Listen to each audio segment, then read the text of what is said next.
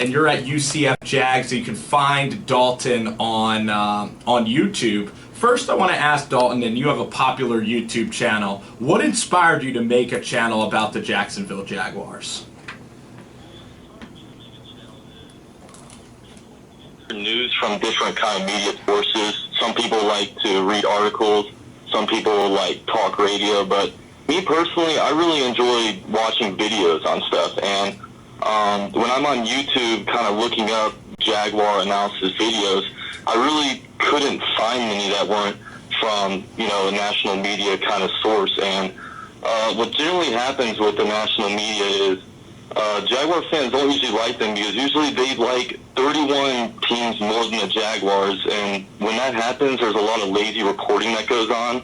And generally they try to bash the Jaguars more so than bringing up actual facts. So I'm out there to basically provide Jaguar fans with a good source of news and analysis to the news, and also create a better perception for the Jaguars, out there to the common NFL fan. Now, UCF, being a Jacksonville Jaguars fan, do you kind of feel, you kind of alluded to it in your first answer, do you feel that chip on your shoulder because you guys are an expansion franchise? I believe you might be the second youngest franchise to maybe Carolina or maybe Houston in the entire league, and playing in the AFC South. Do you guys sometimes feel overlooked, and does that make your makeup as a Jaguar fan kind of unique in that you always have that chip on your shoulder and feel as if you're ignored by, the East and West Coasters like you alluded to? Well, the thing is, the Jaguars are going to continue to be overlooked until they actually start winning games. I mean, we haven't had a winning season since 2007. Our last 5 seasons, we've had double-digit losing seasons, and it's just been a pretty rough last decade for Jaguar fans. But once the Jaguars start winning, if they can get into the playoffs, there's going to be a lot of people rooting for them just because they're a new team. They're kind of a gentle giant in some, senses. But the Jaguars, they'll continue. Like last year, for example, the national media was praising us for the first time in so long. And, from a strong free agent class and from a strong draft class. But what did that turn into? 3-13. So, I mean, this year, people have all the right to look over Jacksonville. And even me, I'm not trying to sit here and pump sunshine into the fan base saying we're going to go 11-5. But until this team starts winning, we're going to be overlooked by, national-wise. I think a large aspect of Jacksonville Jaguar football being relevant again is your old friend and probably the initial hero of Jacksonville Jaguars football returning, Tom Coughlin, the godfather of Jaguars football. If him and Brunell, you have to show up 5 minutes early. You can't even urinate during the day with Tom Coughlin. He's gonna run a tough ship. And what do you think about TC being back? What do you think about this draft, man? You guys drafted some horses with Leonard Fournette and then the tackle Cam Robinson out of Alabama. What do you think of TC so far? Yeah, well, I'll start off with TC. Tom Coughlin, man, we needed somebody like him to come into our organization, just bring some discipline to this team. I mean, with the whole Gus Bradley regime, he didn't necessarily emphasize winning. He more so emphasized getting better, every practice and, always alluding to seeing things that he likes. But the thing is, when you have an improving culture, you start to accept mediocrity. And that's exactly what the Jaguars did. And they were an extremely undisciplined team. They just weren't good all around the football this year. And really just Tom Coughlin coming in and bringing a whole new culture, cutting out all the BS with what's going on with the team, just enforce some strict rules where, bringing out the ping pong table, switching up the locker room to get out the clicks, just everything he's doing from, all around the organization is just great for the Jaguars. Now you look at the potential of the defense now, Dalton. I mean, when I look at this defense, you have Jalen Ramsey, who I watched a little bit last year, and the guy is unbelievable. You know, watching him going up against DeAndre Hopkins. You have a Hall of Fame talent there. Then you have Dante Fowler. Can these guys both stay healthy on the field? And then the ultimate enigma, this is the guy that I think will take your franchise to the next level or not. It's second rounder Miles Jack, who, you know, was a combine warrior, and the national media knew about him from UCLA because he was, and I don't want to use the pun, but he was a jack of all trades. So kind of talk about your defense and your expectations, including some free agent signings that you're probably going to enjoy with Calais Campbell coming on board too. Man, I tell you, I am so excited about our defense, and if we can have a half-decent pass rush, we can be one of the top teams in the NFL, just because, I mean, look at our linebackers, and we have Telvin Smith on the weak side, and then Miles Jack, who was actually my favorite player in last year's draft. It's because you've never seen a linebacker who can do some of the things he does. I mean, when he was at USC, or when he was at UCLA and he played USC, he literally told the coaches, hey, put me on Nelson Aguilar, I'll cover him the whole game. And he actually locked him down pretty well. I mean, I can cover Nelson Aguilar. I'm pretty confident that. We just had someone say that here in Philadelphia that we could cover Nelson Aguilar. Yeah, I just realized I'm calling him to Philadelphia, so you probably shouldn't say that name around you guys. But yeah, I mean, that's okay. we have those guys at linebacker. Then you look out to the cornerbacks, and Jalen Ramsey is obviously. If there's one player I'm gonna put all my money on to be an outstanding, great Pro Bowl, even potential Hall of Fame player, I'm putting my money on Jalen Ramsey. Just the way he's got such great length, and his speed and his physicality is just really, if you dream up of a cornerback, it looks like Jalen Ramsey. And then if we can, also our pass rush, we brought in Calais Campbell, Dante Fowler going into his second full healthy year. That's going to be good because last year he struggled a little bit on the pass rush. He was a little better on the run, but he struggled on the pass rush because he really didn't have any pass rushing moves. But all words coming out of his camp are that he's been really working on his pass rushing moves. And also we have Yannick Ngakoue, our defenseman. He was a third-round steal from Maryland who broke our rookie sack record last year. And, you know, we have a lot of good pieces to be a truly great top 5 NFL defense. Yes, hi, I'm Bruce of Sports Talk. Thanks for coming on to Rover Sports, and it's great to get a Jacksonville perspective. It's a great town, and you can understand when you play football there, there's a lot of distractions, and you got Tom Coughlin, and I think he's really going to tighten everything up. But Doug Marrone is an offensive coach. He's a line coach, and you're going away from Gus Bradley, and I think they need some offense. Talk about Blake Bortles, shot in the arm.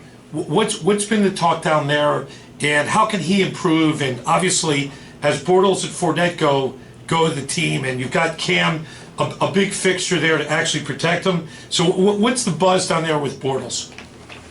Well, the thing about Bortles is he's getting a lot of talk lately just because free agency passed by and they didn't sign anybody. The draft came by and they didn't draft anybody. And then the 5th-year option deadline came up and they picked up his option. So they're pretty much all in on Bortles this year, but what they're doing for him is when they drafted Leonard Fournette, they're starting to change the whole identity of the offense.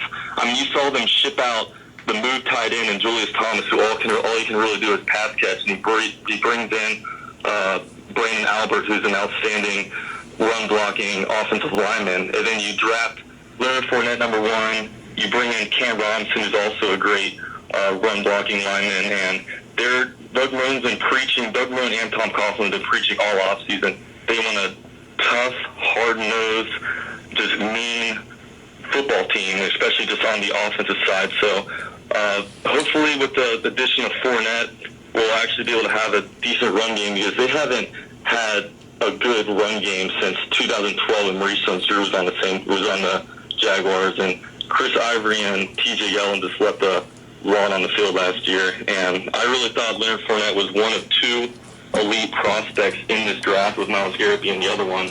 And just in the Jaguar system, if they can allow this guy to get to the second level, open up some holes for him, he's going to be a dangerous bowling ball going down the field. It seems also that it will take some pressure off of Bortles when you have that premier. This is a 3-down guy. Fournette has got sprinter speed. We covered him at the combine. And when we stood next to him, he looks like an offensive lineman. That's how big he is. And you see him run. I think he also has a really good personality. I think Jacksonville will like Fournette. He's kind of a laid-back guy. And I think that'll be good for the fan base. I think just to give the Jags, it always seems like people overlook them, and they always have a chip on their shoulder.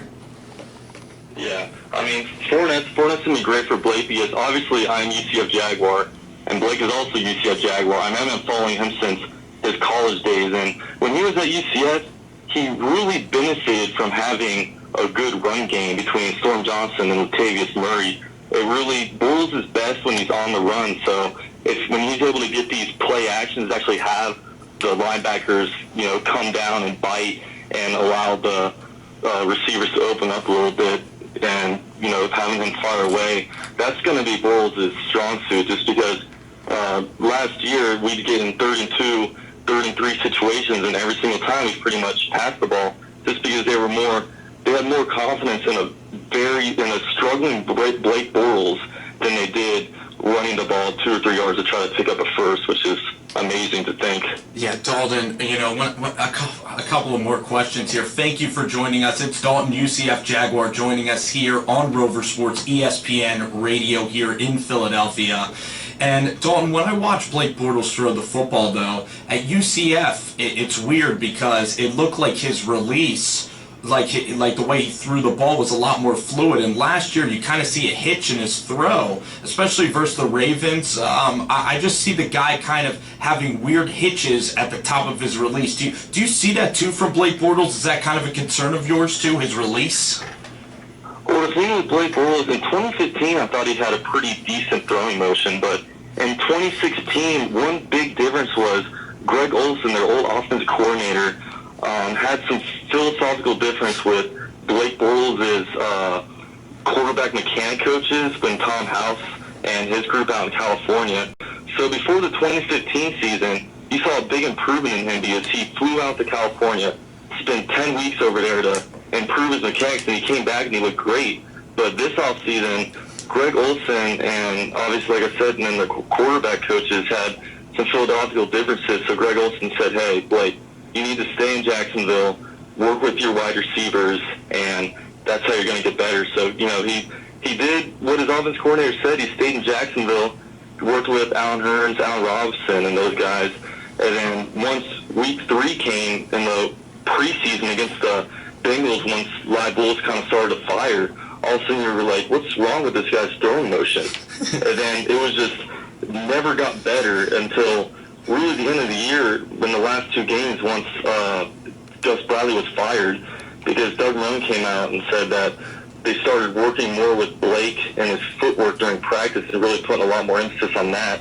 And then his last 2 games, he threw 2 games with over 300 passing yards each, no interceptions, and a combined 3 or 4 touchdowns, I think it was. So yeah, I really think if you can get Bortles, if he can just get into mechanics, okay, if we can get a run game in here combined with a really good defense, if Blake Bortles plays with 2015 self, I think we can be a playoff team combined with our running game and defense. It's kind of funny here because we have Carson Wentz, and when he was winning at the beginning of the year, nobody really had any quarrels with his throwing motion. But at the end of the year, particularly when it was like a brush fire, we had no offensive line here in Philly. People started micro-analyzing his throwing motion. He spent a little time with Tom House and that whole guru out there. Rehabs with Tom House. Yeah, they did a little bit of Zen. He did a little Zen Buddhism, their little airport mooning activity, and now everybody is hypercritical of Wentz. So it's funny when you're losing, it's easy to micromanage the throwing motion.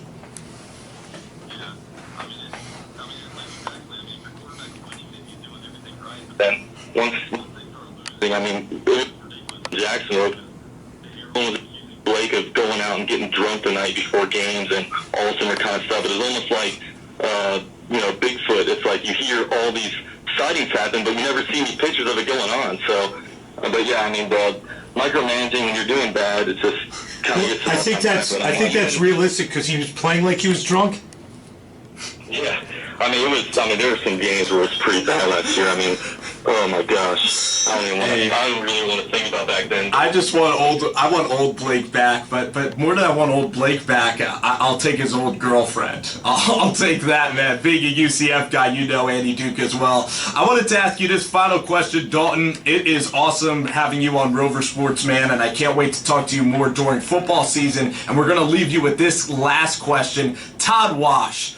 I can't believe that this guy's a defensive coordinator in the NFL. He looks like he'd come from one of those like biker gangs up in South Dakota with all his tattoos. He'd look like he'd whip us in beer pong, like he wouldn't miss a shot. I mean, how much fun would it be to play beer pong with Todd Wash? And how wild is it now having this guy with arm sleeves of tattoos as your defensive coordinator there in Jacksonville? Oh my gosh, you already know this guy is the first guy that would want to shotgun a beer. He's the first guy to take his shirt off at a party. He's the first guy to want to fight somebody. I mean, I would love to go out and drink with him and be drinking pals with this guy, but, hopefully, he has a pretty defense over here, so I'm just kind of worried about him focusing on the defense a little bit and trying to make that defense elite. And we'll take it from there, Dalton. You can find Dalton at UCF Jags. Thanks a lot, man, for joining us. Thanks, guys. Thanks for having me.